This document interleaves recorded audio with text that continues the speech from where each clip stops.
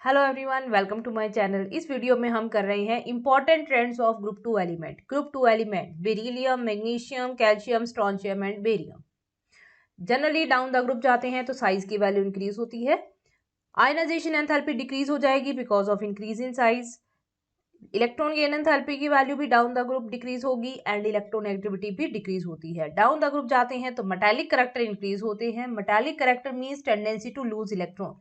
जैसे जैसे साइज बढ़ेगा इलेक्ट्रॉन को लूज करने की टेंडेंसी भी बढ़ती जाएगी, तो मेटालिक करैक्टर और electropositive character down the group increase होंगे। इसके अलावा हम देखते हैं कौन कौन से और इंपॉर्टेंट ट्रेंड हो सकते हैं। स्टार्ट करते हैं विद डेंसिटी। डेंसिटी का ऑर्डर क्या होगा? डेंसिटी बेरिलियम से लेकर कैल्शियम तक डिक्रीज होती है। बेरिलियम की सबसे ज्यादा, देन मैग्नीशियम, देन कैल्शियम। इसके बाद में ऑर्डर रिवर्स हो जाता है, देन स्ट्रोंशियम के लिए बढ़ जाती है और उसके बाद में बेरियम की सबसे ज्यादा। अगर हम इनका ऑर्डर देखें तो सबसे ज्यादा होती है बेरियम के लिए, देन स्ट्रोंशियम, नंबर 3 पे आ जाएगा बेरिलियम, उसके बाद में मैग्नीशियम एंड फाइनली कैल्शियम की सबसे कम हो जाएगी। सबसे ज्यादा बेरियम की और सबसे कम कैल्शियम के लिए डेंसिटी होगी। नेक्स्ट हमारे पास में है रिएक्टिविटी टुवर्ड्स एयर। एयर के साथ में reactivity down the group increase होती है। सबसे ज्यादा बेरियम जल्दी से रिएक्ट करेगा विद ऑक्सीजन। बेरिलियम और मैग्नीशियम ये दोनों ऑक्सीजन के साथ में जब रिएक्ट करते हैं तो इनके ऊपर प्रोटेक्टिव ऑक्साइड लेयर बन जाती है, जिसकी बात वो फर्दर और रिएक्शन नहीं करेंगे।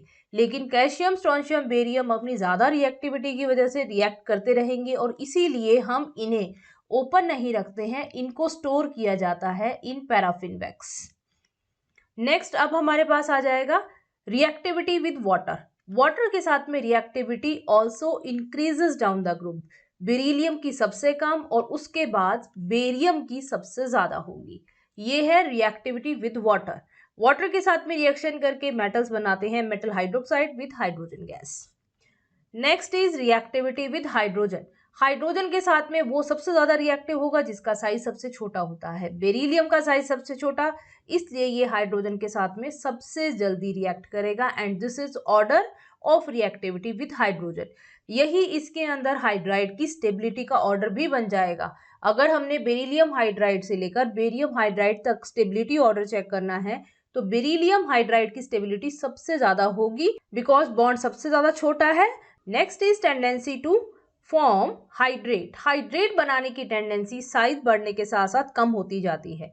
बेरिलियम में साइज बहुत छोटा होता है, इसलिए बेरिलियम के कंपाउंड हाइड्रेट्स नहीं बनाएंगे। मैग्नीशियम में सबसे ज्यादा, उसके बाद कैल्शियम, देन स्ट्रोंशियम और बेरियम। अब हाइड्रेट्स के लिए जैसे हम एग्जांपल ले सकते हैं, हमारे पास में है MgCl2, इसके साथ में 6 वाटर अटैच होते हैं। This is hydrated magnesium chloride. और अगर हम स्ट्रोंशियम बेरियम के केस में देखे हैं तो यहाँ पर हैलाइड के साथ में 2 वाटर मॉलिक्यूल अटैच होते हैं, तो हाइड्रेट्स बनाने की tendency down the group decrease होगी। नेक्स्ट हमारे पास में है हाइड्रेशन एंथैल्पी और ionic radii in water. Hydration enthalpy depend करेगी हाइड्रेशन पर। जितना छोटा आयन होगा उतना ही ज्यादा हाइड्रेशन, उतनी ही ज्यादा होगी हाइड्रेशन एंथैल्पी की वैल्यू। अब हाइड्रेशन अगर ज्यादा हुआ है तो वाटर मॉलिक्यूल से ज्यादा सराउंडेड होगा, तो आयनिक रेडियाई की वैल्यू उसके लिए मैक्सिमम होगी। जिसके लिए मैक्सिमम हाइड्रेशन एंथैल्पी, उसके लिए ionic radii in aqua solution is also greater. तो अब इसके अकॉर्डिंग हम क्या देखेंगे, बेरिलियम +2 के लिए सबसे ज्यादा हाइड्रेशन एंथैल्पी या आयनिक रेडियाई इन वाटर होगा और डाउन द ग्रुप आयंस के लिए ये वैल्यू डिक्रीज करती जाएगी। नेक्स्ट हमारे पास में है covalent character. Covalent character Fajans rule से हम डिसाइड करते हैं बिकॉज यहाँ पे बॉन्डिंग किसके बीच में है, मेटल एंड नॉन मेटल के बीच में। तो यहाँ पे आप देखिए नॉन मेटल हमने सेम रखा हुआ है Cl। हमारे पास में कैटायन का साइज किस तरह से वेरी कर रहा है। कैटायन का साइज जितना छोटा होगा उतना ही ज्यादा पोलराइजेशन और उतने ही ज्यादा उसमें कोवेलेंट कैरेक्टर। तो इनमें से अगर हम चेक करते हैं तो BeCl2 कंप्लीटली कोवेलेंट होता है। उसके बाद के जो कंपाउंड होंगे ये आयनिक कंपाउंड होंगे, लेकिन कोवेलेंट कैरेक्टर हम ये कह सकते हैं डाउन द ग्रुप डिक्रीज करेंगे क्योंकि नीचे जाने पर पॉजिटिव आयन का साइज बढ़ रहा है। साइज बढ़ने के साथ साथ पोलराइजेशन कम कर पाएंगे और जितना कम पोलराइजेशन उतने ही कम कोवेलेंट कैरेक्टर। सेम यही ट्रेंड रहता है tendency towards hydrolysis of these halide, और इनका हाइड्रोलिसिस प्रोडक्ट होता है हाइड्रोक्साइड विद HCl। नेक्स्ट हमारे पास में ट्रेंड है basic nature of hydroxide. Hydroxide की बेसिक नेचर डिपेंड करती है कैटायन के साइज पे। कैटायन जितना बड़ा होगा वो अपने आप में से OH नेगेटिव को उतना ही जल्दी लूज कर देगा। तो यहाँ पे देखिए सबसे बड़ा केटायन है Ba, तो Ba के लिए बेसिक स्ट्रेंथ सबसे ज्यादा होगी। उसके बाद में हम देखेंगे बेरिलियम हाइड्रोक्साइड, उसके लिए बेसिक स्ट्रेंथ की वैल्यू सबसे कम हो जाएगी।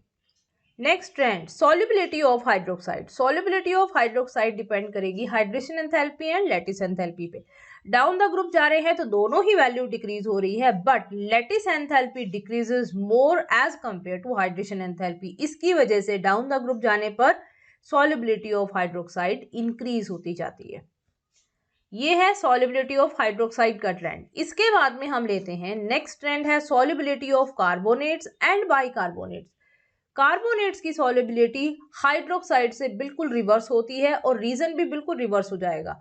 लैटिस एंथैल्पी, हाइड्रेशन एंथैल्पी दोनों ही नीचे जाने पर डिक्रीज हो रही है डाउन द ग्रुप, लेकिन यहां पर हाइड्रेशन एंथैल्पी का जो डिक्रीज होगा that is more as compare to lattice enthalpy. तो इस वजह से बेरिलियम कार्बोनेट सबसे ज्यादा सॉल्युबल होगा और डाउन द ग्रुप जाएंगे तो सॉल्युबिलिटी की वैल्यू डिक्रीज होती जाएगी। Next is thermal stability of carbonate. Thermal stability of carbonate किस पे डिपेंडेंट है?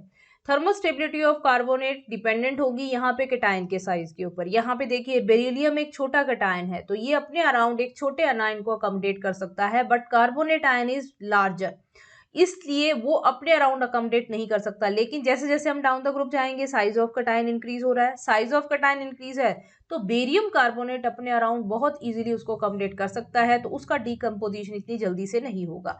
तो यहां से हम कहेंगे स्टेबिलिटी बेरियम कार्बोनेट की सबसे ज्यादा, उसके बाद strontium, calcium, magnesium and beryllium carbonate. Last हमारे पास में है solubility of sulphate. Solubility of sulphate carbonate की तरह ही रहेगी, ये solubility down the group decrease होगी। सॉल्युबिलिटी डिक्रीज होने का रीजन है hydration enthalpy is less as compare to lattice enthalpy, इसलिए बेरियम सल्फेट सबसे कम सॉल्युबल होगा वाटर में।